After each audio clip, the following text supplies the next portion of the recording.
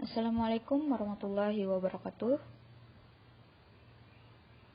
Baik, alangkah baiknya sebelum kita memulai pembelajaran hari ini, kita membaca doa menurut kepercayaan dan agama kita masing-masing. Berdoa, mulai.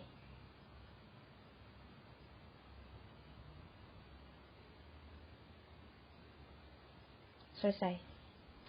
Baik, materi yang akan kita bahas hari ini adalah dinamika penduduk benua di dunia. Yang pertama, dinamika penduduk benua Asia berdasarkan pada World Population Data pada tahun 2005 sampai tahun 2015, penduduk Asia bertambah sekitar 476 juta jiwa.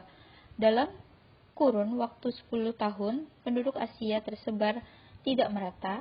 Beberapa benua di Asia merupakan negara dengan penduduk terbesar di dunia seperti Cina, India, dan Indonesia. Wilayah dengan jumlah kepadatan penduduk tinggi itu Asia Timur, Asia Tenggara, Asia Selatan. Wilayah pedalaman Asia relatif lebih jarang penduduknya.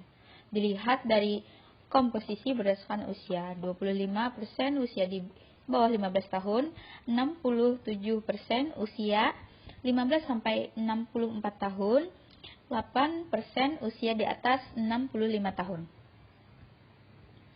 Di sini berdasarkan indikator HDI, kualitas penduduk Asia ternyata bervariasi. Negara-negara yang memiliki penduduk yang harapan hidupnya, pendidikannya, dan pendapatan sangat tinggi, yaitu di Jepang, Korea Selatan, Singapura, Brunei, Cina, dan Saudi Arabia. Kategori sedang itu di Indonesia, kategori rendah itu di Nepal.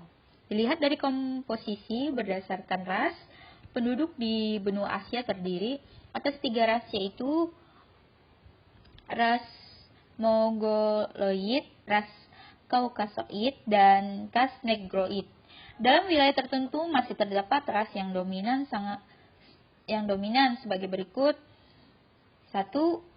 Asia Utara dan Asia Tengah mayoritas adalah ras Kaukasoid dan ras Europoid. B. Asia Timur dan Asia Tenggara sebagian besar adalah ras Mongoloid. C. Asia Selatan bagian tengah didominasi ras Kaukasoid. D. Asia Selatan bagian selatan didominasikan ras Negroid, misalnya suku bangsa Dravida di India Selatan dan Sri Lanka. E. Asia Barat bagian selatan, khususnya negara-negara yang di semenanjung Arab, yaitu Yaman, Oman, didominasikan ras Negroid. F. Asia Kecil, Asia Barat, bagian utama didominasikan ras Kaukasoid atau Europoid dan ras Negroid. Asia memiliki budaya yang sangat beragam. Dan benua Asia juga memiliki banyak bahasa. Kebanyakan negara di Asia memiliki lebih dari satu bahasa asli dan pribumi. Sebagai contoh, di Indonesia terdapat sekitar 600 bahasa asli atau daerah, Filipina terdapat 100 bahasa daerah, dan 1.683 bahasa asli atau daerah di India. Beragam dan kekayaan budaya Asia juga dilihat dari karya seni, musik, porselen, keramik, kaligrafi, lukisan, peralatan, dan gelas, dan metal, tekstil, dan arsitektur. Karya seni berupa alat musik juga sangat banyak jenisnya. Dan 2. Dinamika penduduk benua Afrika. Penduduk benua Afrika pada tahun 2005 mencapai angka 888 juta, sedangkan pada tahun 2015 mencapai 987 juta jiwa. Laju pertumbuhan penduduk benua Amerika tergolong rendah, yakni 0,9% per tahun.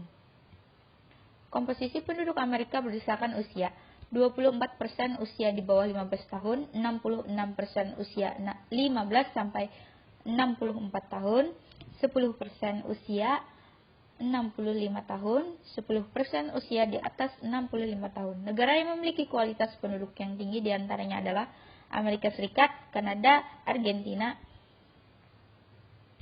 Negara yang berkualitas penduduknya yang tinggi adalah Meksiko, Brazil, dan sejumlah negara Amerika Latinnya. Penduduk asli Amerika terdiri dari suku Indian dan suku Eskimo. Penduduk pendatang berasal dari berbagai benua yang terdiri atas 3 ras, yaitu ras Negro dari Afrika, ras Mongolia dari Asia, dan ras Caucasoid dari berkulit putih dari Eropa.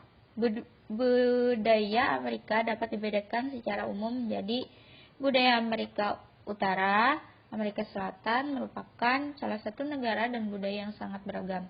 Budaya Amerika Selatan, agama yang terdapat di benua Amerika yaitu Kristen, Yahudi, Islam, Katolik, Roma, Kristen, Protestan, Hindu, animisme, Shamanisme, ateis atau tidak menganut agama.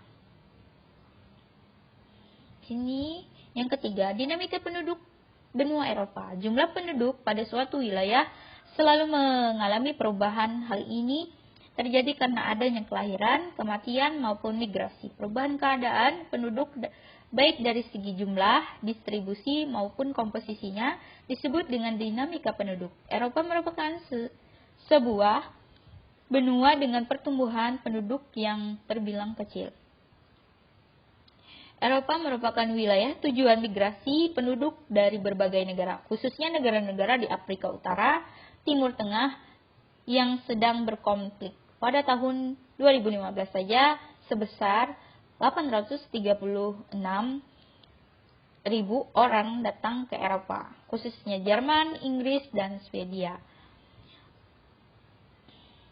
Jumlah penduduk pada tahun 2005, jumlah penduduk Eropa mencapai 730 juta jiwa. Pada tahun 2015, angka tersebut bertambah menjadi 742 juta jiwa. Ini berarti terjadi penambahan besar 12 juta jiwa dalam kurun waktu 10 tahun. Persebaran umumnya, konsentrasi penduduk berada di Eropa Utara, Selatan, dan Barat. Konsentrasi penduduk tampak pada kota-kota besar dan sekitarnya seperti Amsterdam, Brussels, London, Madrid, dan Warsawa. Berdasarkan ras, dengan ciri fisik, penduduk Eropa dikelompokkan menjadi 5 suku bangsa, yaitu sebagai berikut. Bangsa Nordik. Ciri fisik suku bangsa ini memiliki rambut pirang, mata biru, tengkorak panjang, dan muka sempit. Mereka banyak tinggal di Eropa Barat dan Eropa Timur, yaitu Inggris, Denmark, Belanda, Swedia, Belgia, dan Jerman bagian utara. Bangsa Alpen. Ciri fisik memiliki rambut hitam, mata hitam, tengkorak lebar, dan tidak terlalu tinggi. Suku bangsa ini banyak terdapat di Eropa Tengah, Eropa Selatan, yaitu Prancis, Swiss, Polandia, Australia, dan Jerman bagian selatan. 3 bangsa Mediterranean. Ciri fisik memiliki rambut hitam, mata hitam, badan dan tengkorak menyerupai bangsa Nordik. Terdapat di kawasan Eropa Selatan, yaitu Yunani, Italia, Portugis, dan Spanyol. 4 bangsa Slavia. Ciri fisik menyerupai bangsa Alpen. Mereka banyak tinggal di Eropa Timur, yaitu Kroasia, Bulgaria, Serbia, Rusia, Ukraina, dan Slovakia. 5 bangsa Dinaric. Ciri memiliki rambut gelap dan banyak terdapat di Rumania. Agama yang dianut di benua Eropa yaitu Katolik, Roma, Kristen Protestan, dan Kristen Ortodoks. Bahasa Inggris merupakan menjadi bahasa internasional. Bahasa terbesar di Eropa adalah Rusia, kemudian diikuti Jerman. Beberapa bahasa lainnya di Eropa adalah Spanyol, Portugis, Prancis, dan Belanda. Budaya karya seni masyarakat Eropa telah lama berkembang semenjak zaman prasejarah dalam bentuk lukisan gua dan lukisan batu. Periode berikutnya adalah periode klasik, Bizantium, abad pertengahan, Gotik, Renaissance, Baroque, Rokoko, Neoklasik, Modern, dan Pasca Modern. Sumber daya Eropa adalah Yunani dan Romawi. Dalam bidang ilmu pengetahuan, Eropa sangat terkemuka, khususnya bidang filsafat. Baik, apakah ada pertanyaan atau ada yang kurang jelas?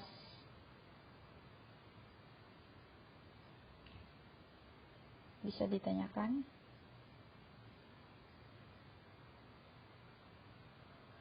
Jika tidak ada, saya akhiri sampai di sini. Saya minta maaf jika ada kesalahan dalam ucapan saya. Assalamualaikum warahmatullahi wabarakatuh.